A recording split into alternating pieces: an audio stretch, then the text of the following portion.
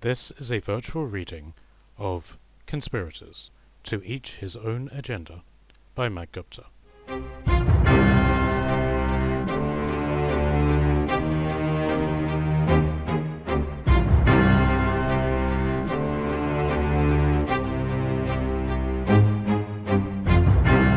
Chapter 38. Gladium's Waters. The sun rose to midday and shone down on the fleet of the kingdom, all of them. Aquilla had made his decision to follow Mistnir, something that his officers had advised against. Mistnir found himself on his ship, a hexareme galley that belonged to the former fleet master defeated by Julius and Tathar. It was much larger and heavier than the other ships of Gladium, and yet faster, as it maintained 6 sails to the usual 3, and a shallow design that let the base of the ship glide along the water and move with the current instead of going through it. Mistnir had it well stocked, with over 250 warriors and 300 rowers, along with vast amounts of supplies and arms.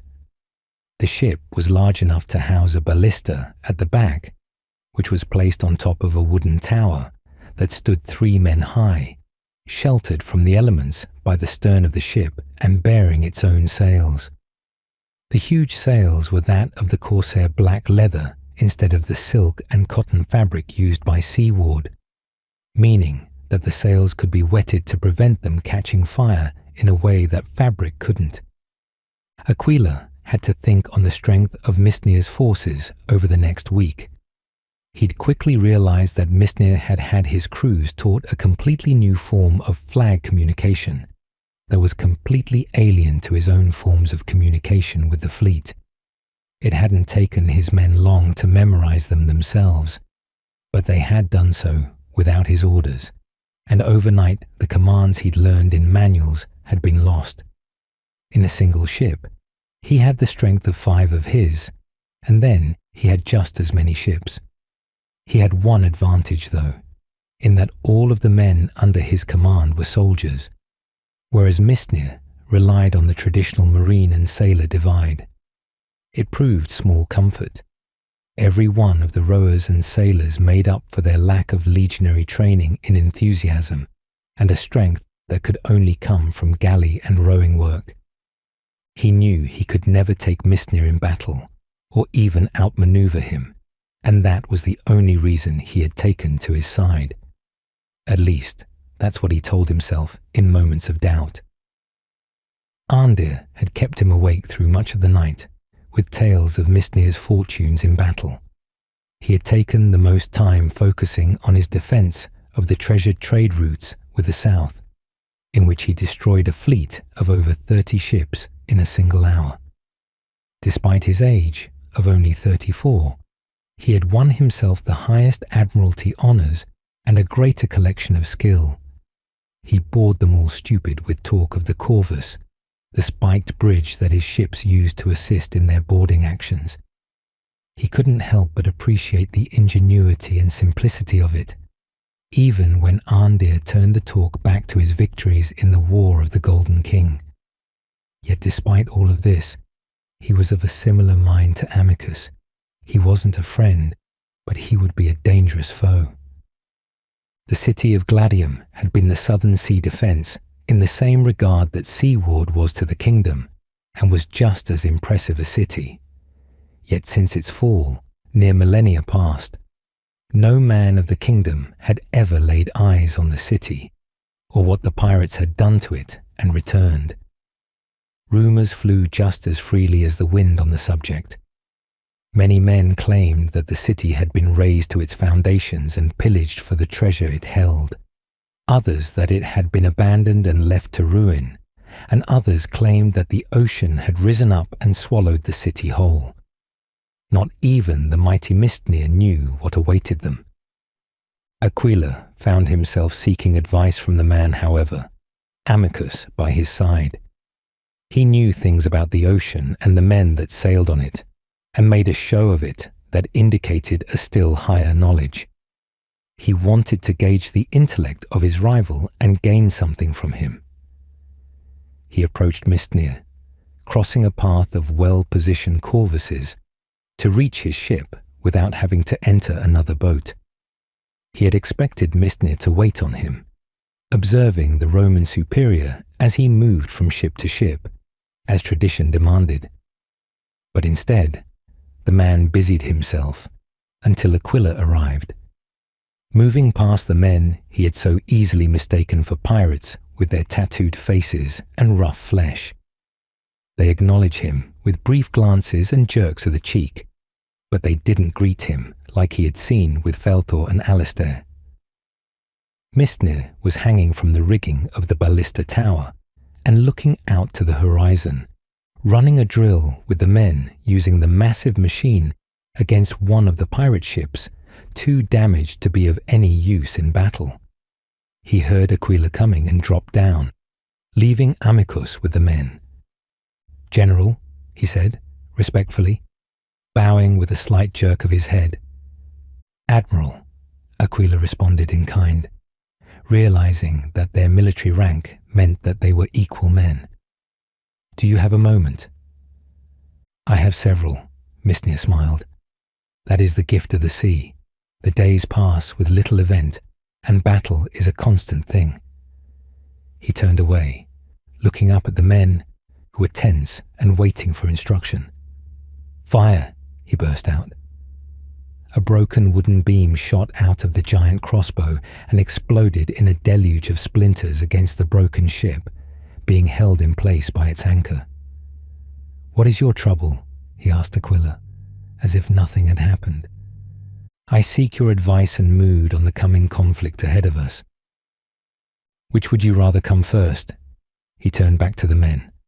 "Don't just stand there, kill something."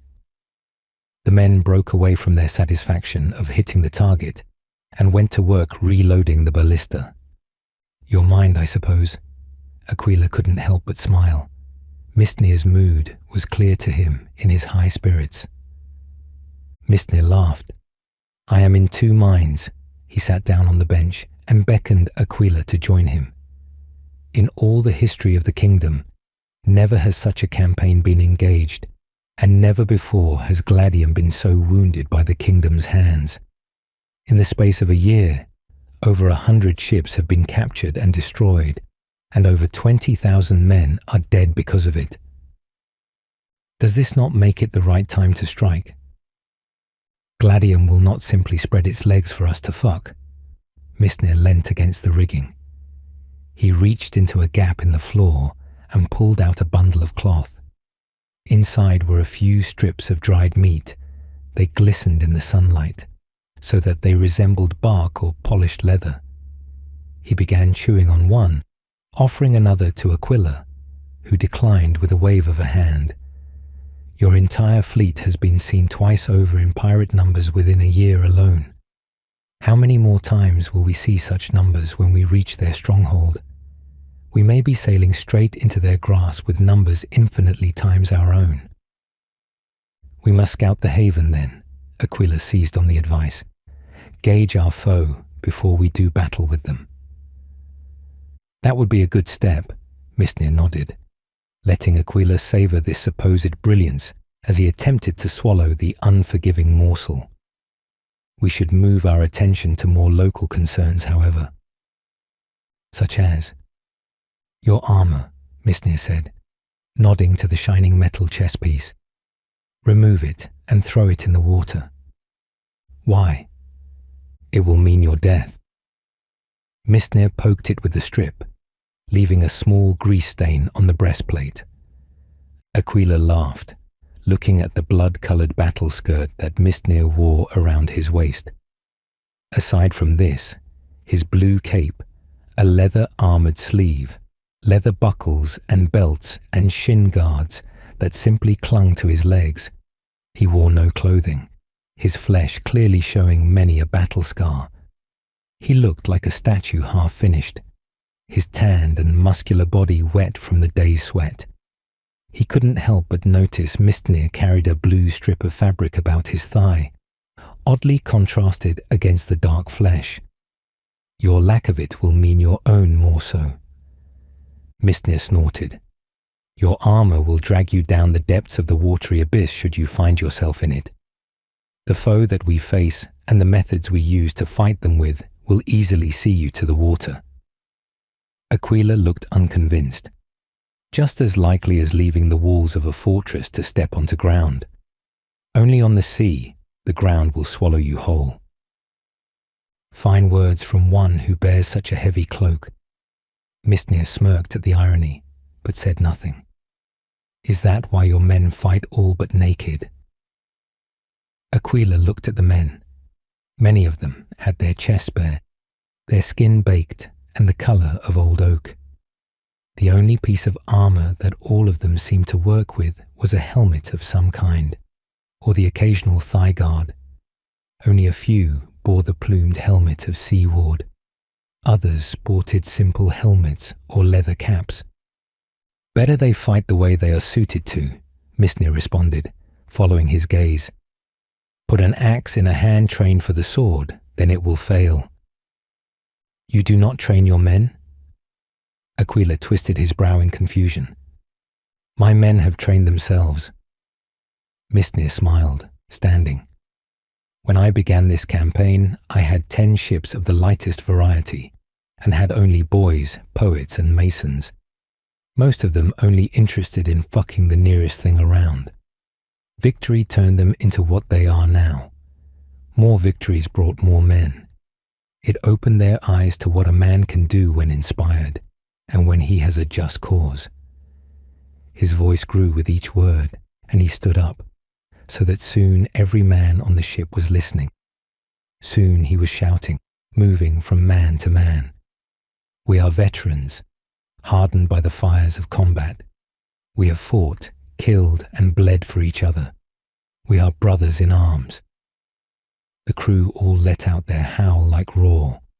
Your men are trained, yes, his voice carried over the howls, pointing somewhat accusingly at Aquilla. But they are not brothers in war. They will not die for each other, only save their own lives. How many of your men will you trust to push you out of the way of a flying spear? Aquilla gave no answer. I would take a blade for any of my men, and all of them would do the same for me. He grabbed the nearest 2 men, and then shrugged with a slight wink. I hope. The crew all laughed and saluted. I would follow you to my grave, Admiral, one eager man shouted, his skin red raw and burned. I too would follow you to his grave, the man next to him shouted proudly. As will I. I, the rest of the crew chorused, and they all burst into laughter, leaving the first man abashed and embarrassed. Aquilla couldn't help but laugh at the sight. Your men do have a habit of raising spirits. When you face doldrums like the sea offers, you need all the morale boosts you can get. Mistnir shrugged, the theatrics over with.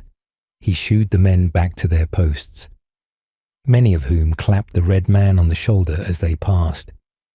There are no secrets on the sea also. We honor tradition and superstition if need be.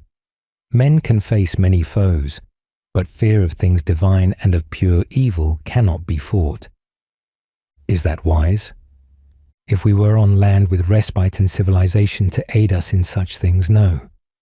But out here on the sea, all we have is each other. We cannot simply send riders back home to call for aid. We are alone here. Word of our success or defeat will be sent forth only by survivors or deserters. This is the mercilessness of the sea. It gives us freedom, but it is a prison itself. Something you would be wise to come to terms with. What do you speak of? The blade you killed 6 men with in the battle. Mistnir smiled, leaning smugly against the rigging. I know it from legend. Khalidfulch, the sword of the stone. That blade has a considerable story behind it. Aquilla flushed with anxiety. Which blade? Don't be coy with me, Mistnir scowled, his cheerful complexion gone. I grew up on a merchant ship. I once visited the Druidic kingdom and came to know their marks. That is the hilt of the immortals. It makes it literally priceless. Why would anyone have a weapon such as that? These types of items were gifted only to the first kings of the realm many centuries ago. One need not be a master of knowledge to make the assumption. You are a descendant of the High Kings, aren't you? How do you know of these things? Aquilla asked, aghast. The symbols of the Druids are forbidden. The waters give a man plenty of time to put his mind to work. The subject of the past kings and their symbols are my focus. I also know of your name and its meaning. I did not know that the name Aquilla, eagle, is a common one in the lands of Horseland. You are named after the standards held by the northern armies of the High King, lands which were long ago abandoned when the kingdom fractured.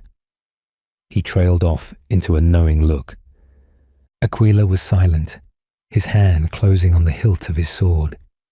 He sighed and then relaxed his grip. "My lord," Amicus warned, approaching with his sword hilt in hand. "No." "The blow is struck, my friend."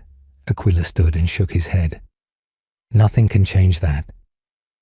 He turned to look out at the horizon, and then, after a long moment, turned back to Mistnir, who approached to stand closer.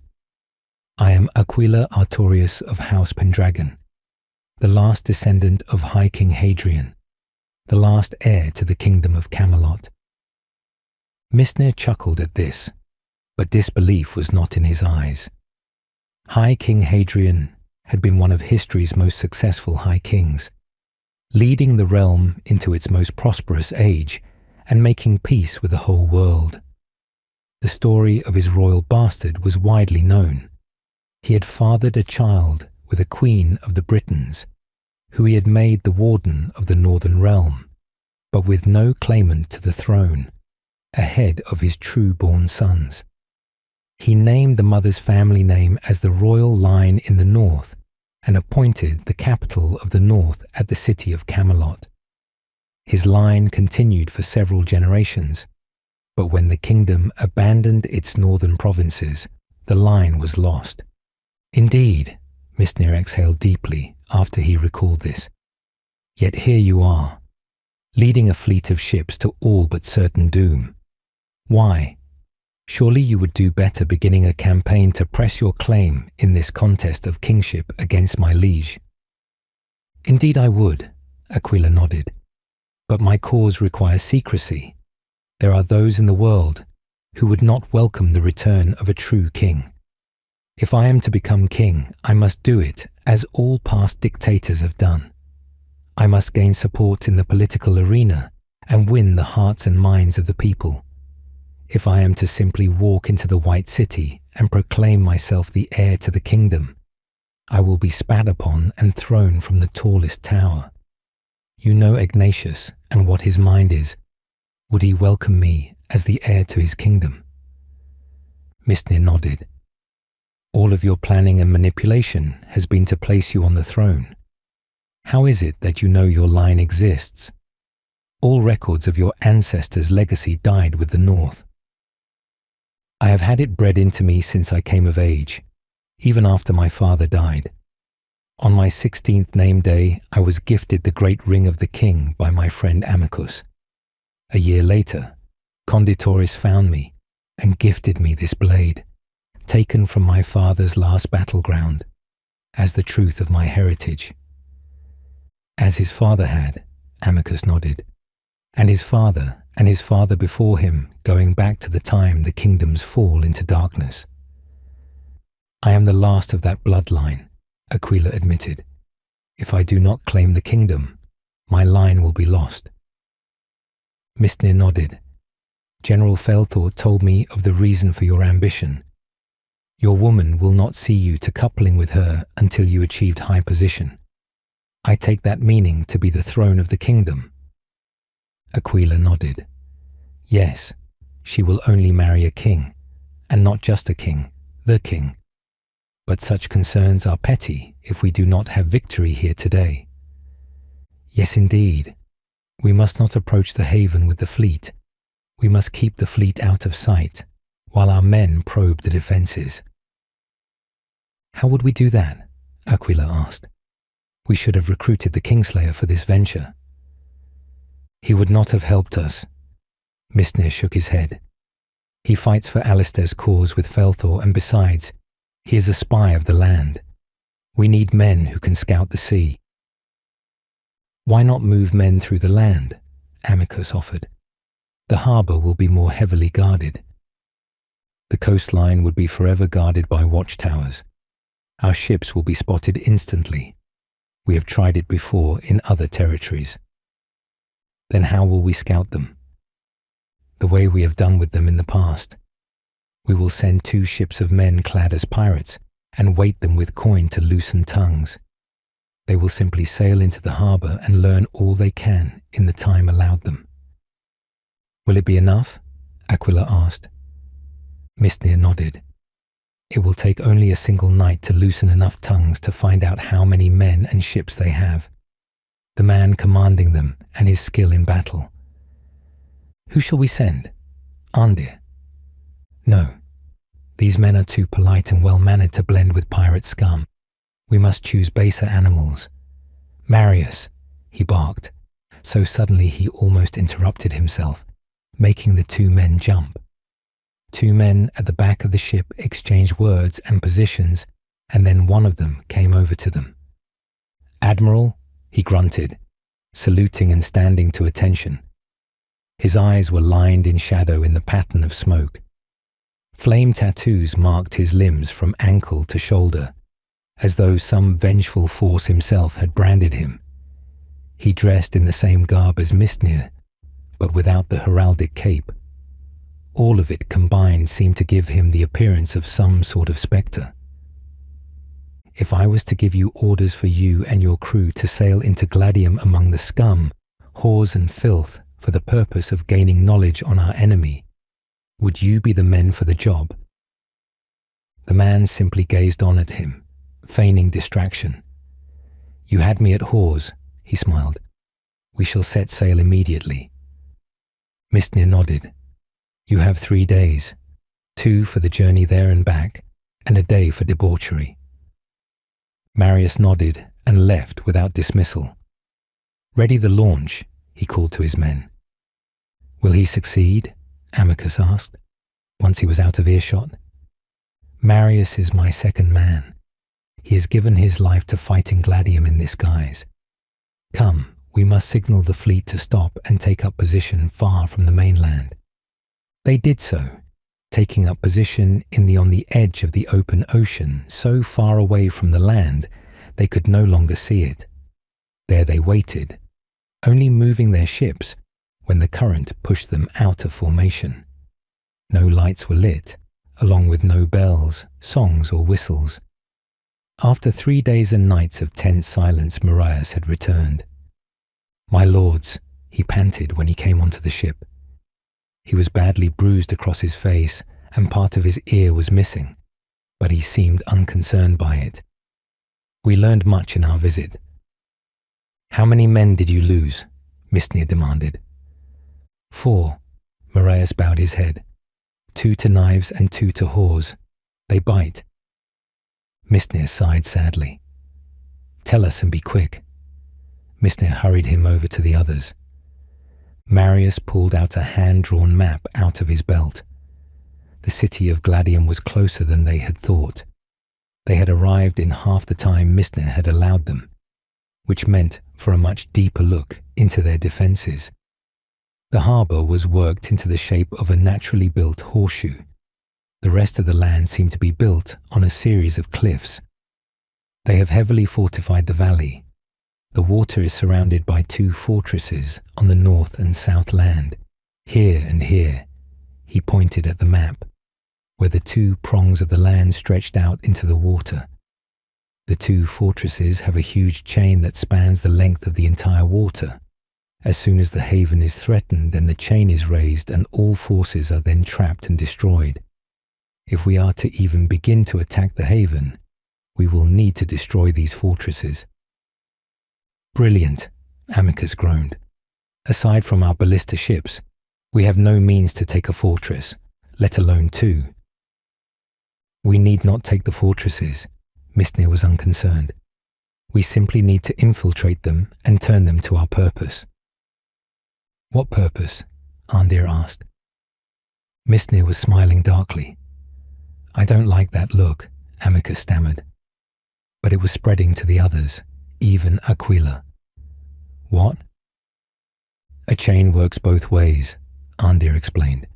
We can trap them in their own trap. How many ships do they have? Aquilla asked. Marius's tone darkened, somehow intensifying his eyeshadow. We are outnumbered 5-1. They are waiting for us. The fleet we saw was a rebel force that did not wish to wait. By the Father, Andir cursed in a whisper, are the ships all fully manned? To bursting, Marius straightened up the map in hand. If we had time, it would be the perfect opportunity to begin a plague. But these ships will not be here past tomorrow. Then we wait, Aquilla commanded. Take the city when it is least defended. No, Amicus shook his head. We cannot maintain the siege and blockade of a city and 2 fortresses with a massive fleet ready to take us in the rear.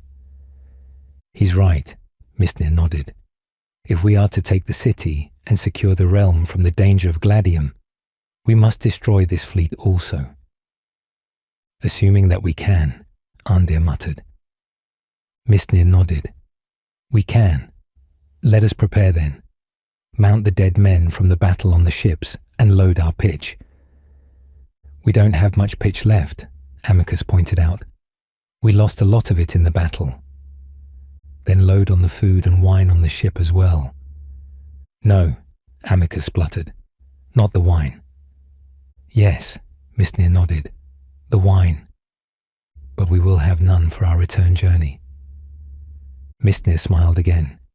Yes, we will. He jumped up onto the rigging and hung from it to address his men. There will be plenty of wine, he shouted, his voice carrying across the water. Food and pleasurable company to be had. If we win this battle, we will have all of the fruits of an entire city before us. If we lose, however, he took a deep breath, then wine will not matter, because we'll be dead, and I for one will not let those pirate scum feast on our death with our wine.